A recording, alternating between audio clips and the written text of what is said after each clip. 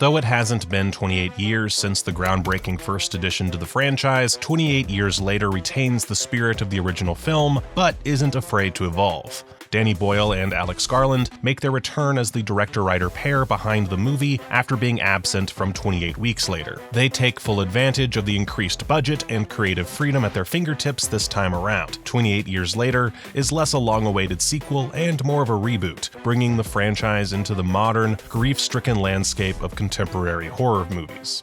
After being heralded as the man who reinvented the zombie genre with 28 Days Later, Boyle had his work cut out for him with 28 Years Later. In quick succession, the movie sets up the rules, stakes, and tension using the dizzying camera work of iPhone footage with plenty of Dutch angles. Inherently, 28 Years Later doesn't have the earth-shattering stakes of the first two movies. It never could, and it doesn't try to. Instead of trying to tackle the global impact and scale of a crisis like this, the story narrows in scope, focusing on Spike's small island and his personal relationship with his mother and father, played by Aaron Taylor Johnson and Jodie Comer.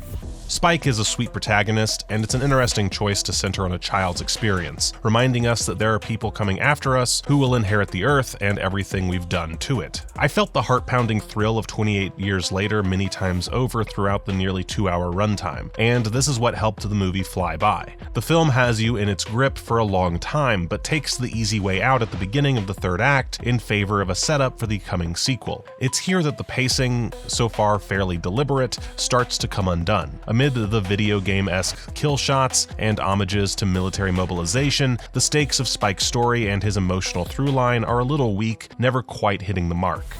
28 Years Later hits all the benchmarks a post-apocalyptic movie should. It provides context about how people live, giving insight into the outside world, and lets the project feel satisfyingly rough and moss-covered. Spending time inside this otherworldly and at times beautiful alternate reality is thrilling but never terrifying. I don't think Boyle or Garland are trying too hard to scare us. These days, it's easy for a horror movie to shock you with gore. It's harder for it to hit its emotional beats. 28 Years Later isn't perfect on this front, but it's working overtime to get there.